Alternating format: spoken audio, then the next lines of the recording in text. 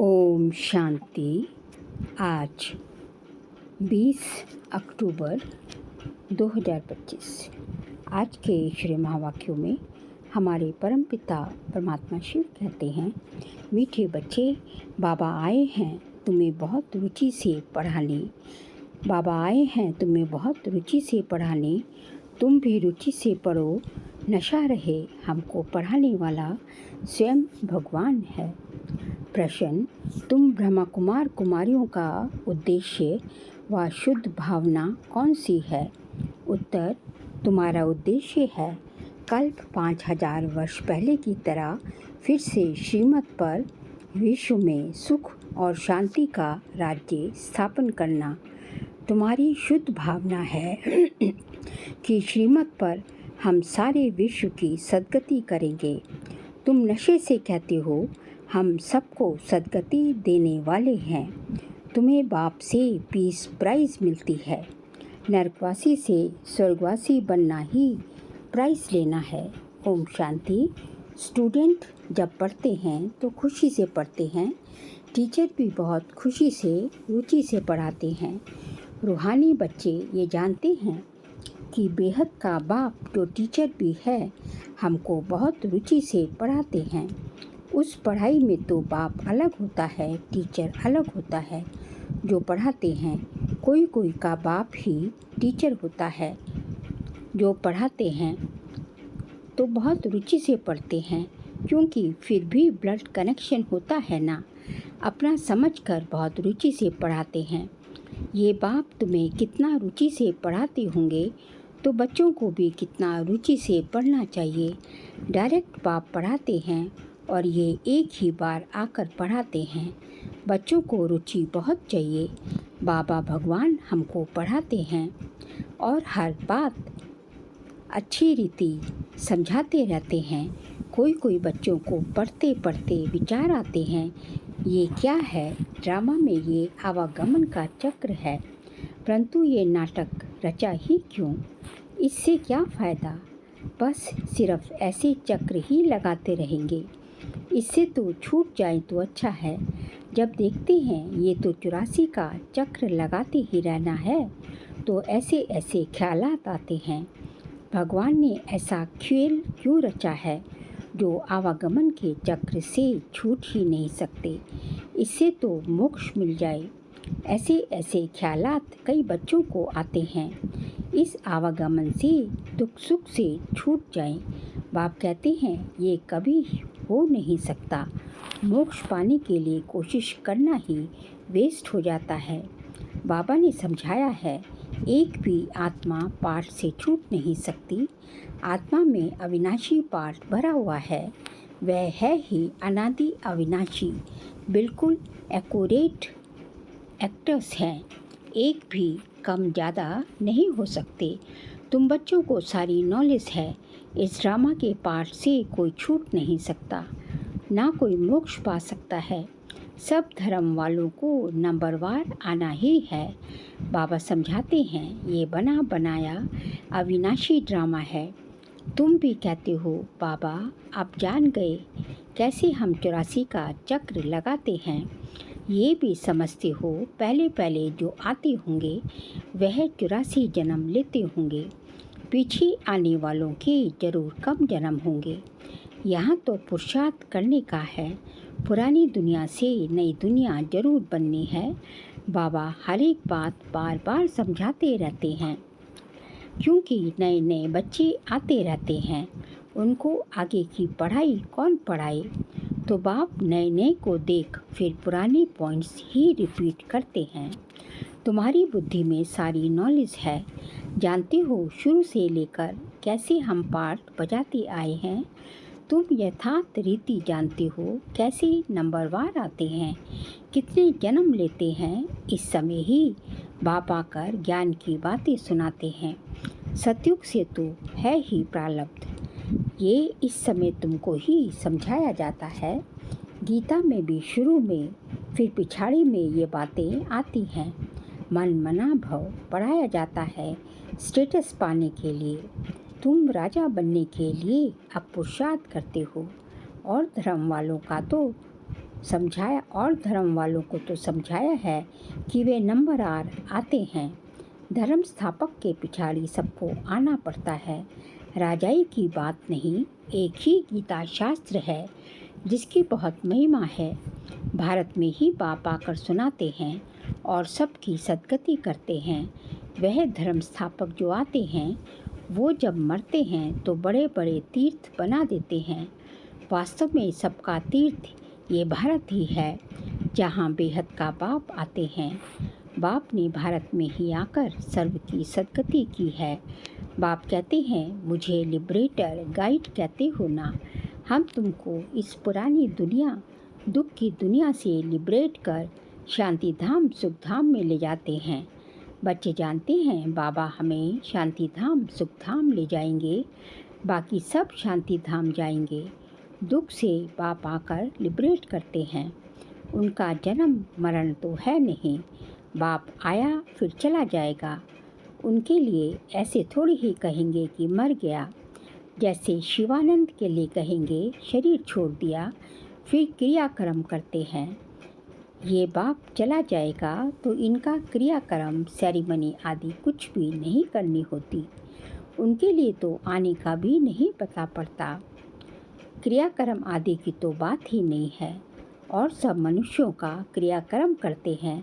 बाप का क्रियाक्रम होता नहीं, उनको शरीर ही नहीं। सतयुग में ये ज्ञान भक्ति की बातें होती नहीं, ये अभी ही चलती हैं और सब भक्ति ही सिखलाते हैं। आधा कल्प है भक्ति, फिर आधा कल्प के बाद बाप आकर ज्ञान का वर्षा देते हैं। ज्ञान कोई वहाँ साथ नहीं चलता, वहाँ बाप को याद करने की दरकार ही नहीं रहती। कहाँ? सतयुग में, सतयुग त्रेता में, मुक्ति में हैं, वहाँ याद करना होता है। वहाँ याद करना होता है क्या? दुख की फरियाद वहाँ होती ही नहीं। भक्ति भी पहले अव्यभिचारी फिर व्यभिचारी, इस समय तो अति व्यभिचारी भक्ति है। इसको रौरव नर्क कहा जाता है। एकदम तीखे में तीखा नर्क है, फिर बाप आकर तीखा स्वर्ग बनाते हैं। इस समय है 100% दुख, फिर 100% सुख शांति होगी। आत्मा जाकर अपने घर विश्राम कराएगी। समझाने में बड़ा सहज है। बाप कहते हैं, मैं आता ही तब हूँ जब नई दुनिया की स्थापना कर पुरानी का विनाश करना होता है। इतना कार्य सिर्फ एक तो नहीं करेंगे ना, खिदमतकार बहुत चाहिए। इस समय तुम बाप के खिदमतकार बच्चे बन जाते हो, भारत की खास सच्ची सेवा करते हो।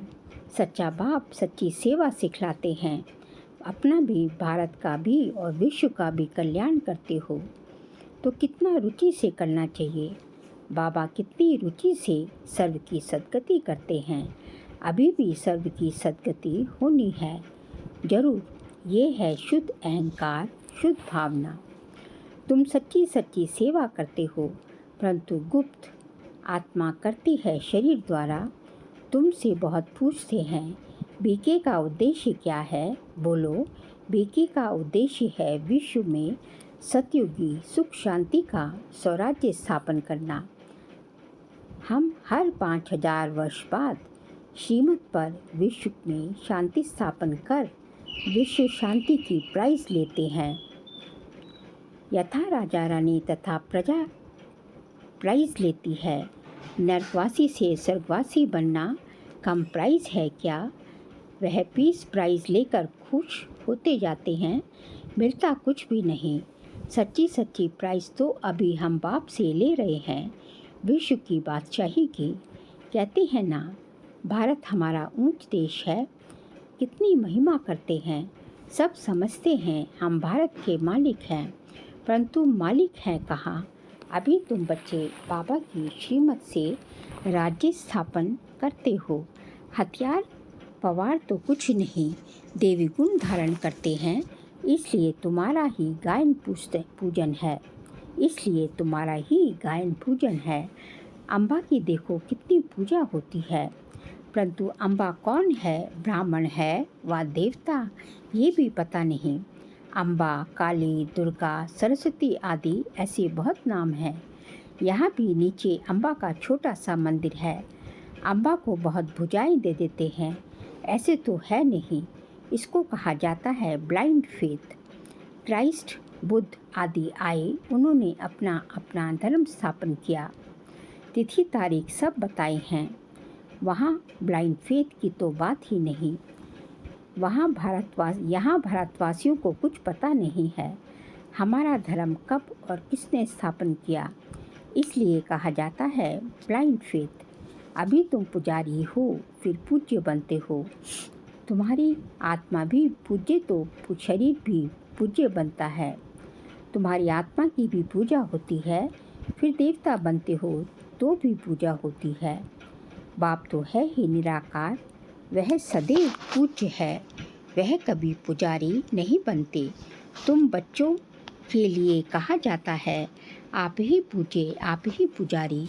बाप तो एवर पूज्य है। यहाँ आकर बाप सच्ची सच्ची सेवा करते हैं, सबको सद्गति देते हैं। बाप कहते हैं अब मामेकम याद करो, दूसरे कोई देधारी की याद नहीं करना है। यहाँ तो बड़े बड़े लखपति करोड़पति जाकर अल्लाह अल्लाह करते हैं।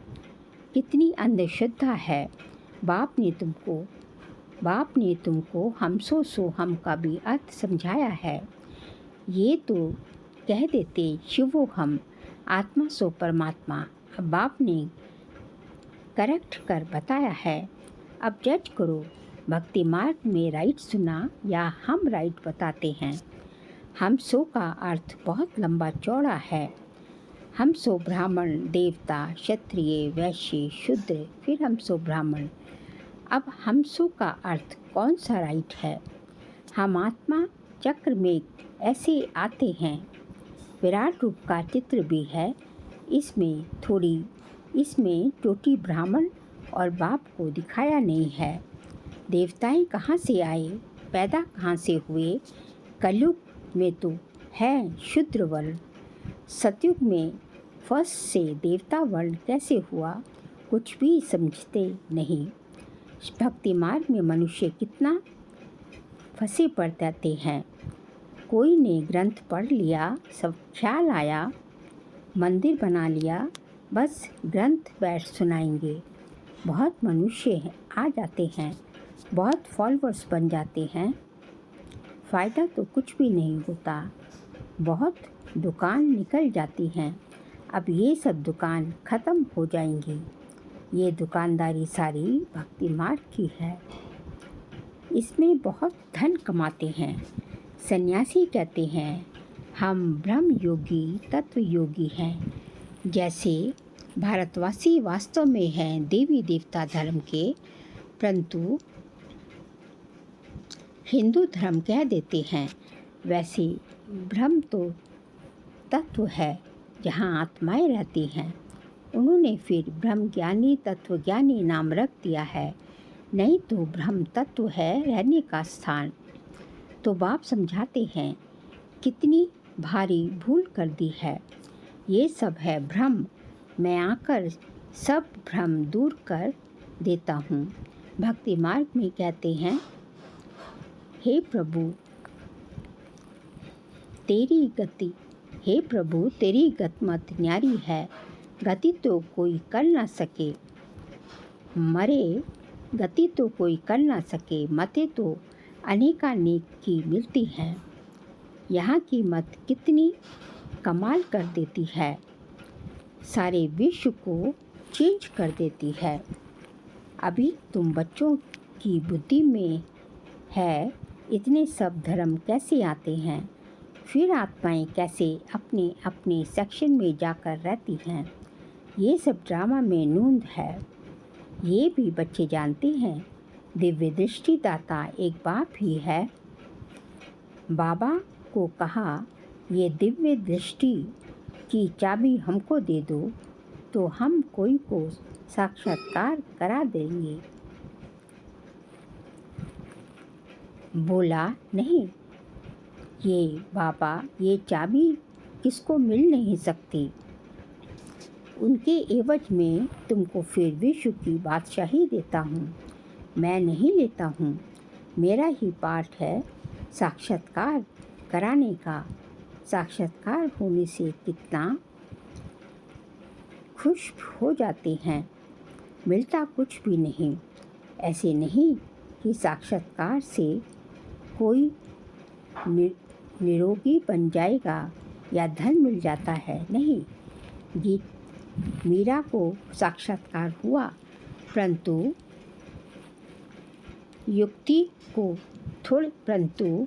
मीरा को साक्षात्कार हुआ परंतु मुक्ति को थोड़ी ही पाई। बहुत मनुष्य समझते हैं वह रहती ही वैकुंठ में थी, परंतु वैकुंठ कृष्णपुरी है कहाँ। ये सब है साक्षात्कार।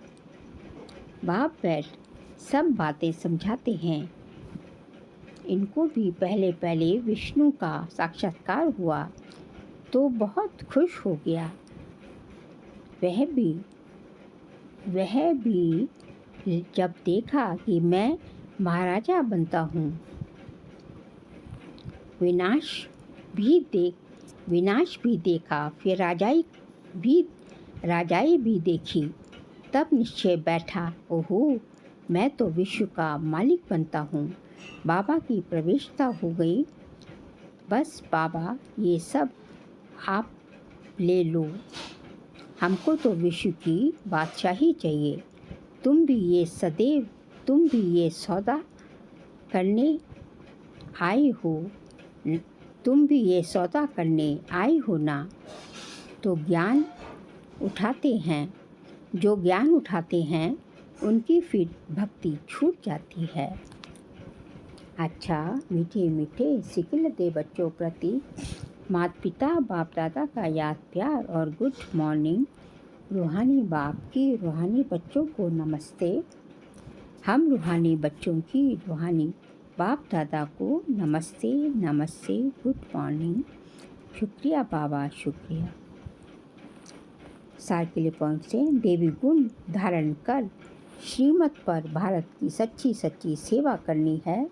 अपना भारत का और सारे विश्व का कल्याण बहुत रुचि से करना है। ड्रामा की अनादि अविनाशी नूंद को यथार्थ समझ कोई भी टाइम वेस्ट करने वाला पुरुषार्थ नहीं करता है। व्यर्थ ख्यालात भी नहीं चलाने हैं। आज का बाबा का वरदान है, दीपराज बाप द्वारा अमर ज्योति की बधाई लेने वाले सदा अमर भव। दीपराज बाप द्वारा अमर ज्योति की बधाई लेने वाले सदा अमर भव। भक्त लोग आप चैतन्य दीपकों की यादगार ये दीपकों की दीपमाला मनाते हैं। आप जगे हुए चैतन्य दीपक बालकपन दीपकों के मालिक से मंगल मिलन मनाते हो। बाप दादा आप बच्चों के मस्तक में जगा हुआ दीपक देख रहे हैं। आप अविनाशी अमर ज्योति स्वरूप बच्चे दीपराज बाप द्वारा बधाइयाँ लेते सदा अमर भव का वरदान प्राप्त कर रहे हो। ये दीपराज बाप और दीप रानियों के मिलन का ही यादगार दीपावली है। स्लोगन है, आप और बाप दोनों ऐसा कंबाइंड रहो। आप और बाप दोनों ऐसे कंबाइंड रहो जो तीसरा कोई अलग कर न सके। बाबा कहते हैं हमें बाबा के साथ ऐसा कंबाइंड रहना है कि कोई भी हमें तीसरा आके अलग ना कर दे। हमें बाप के साथ हमेशा कंबाइंड होके रहना है।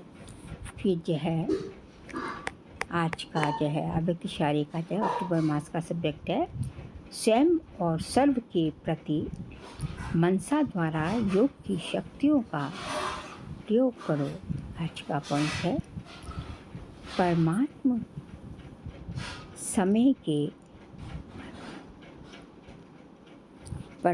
समय के प्रमाण सर्व वर्तमान समय के प्रमाण सर्व आत्माएं प्रत्यक्ष फल अर्थात प्रैक्टिकल प्रूफ देखना चाहती हैं, जो तन मन कर्म और संपन्न संपर्क में साइलेंस की शक्ति का प्रयोग करके देखो।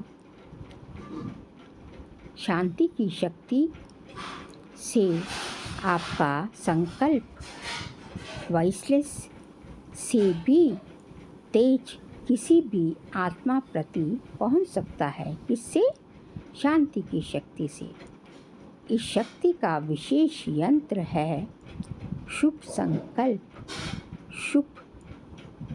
इस संकल्प के यंत्र द्वारा जो चाहे वह सिद्धि स्वरूप में देख सकते हो। अच्छा, ओम शांति।